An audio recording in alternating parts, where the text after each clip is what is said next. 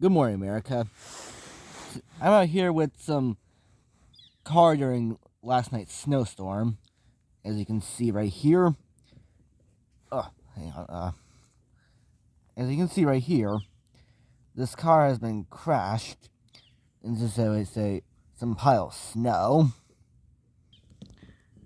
We know as far as many of us are concerned, being trapped in this thing under a pile of snow could lead to potential freezing and hypothermia.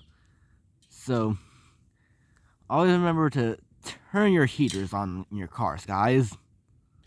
So remember, being inside a car under a pile of snow is freezingly dangerous.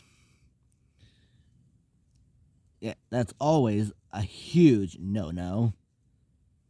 Anyways, back to you.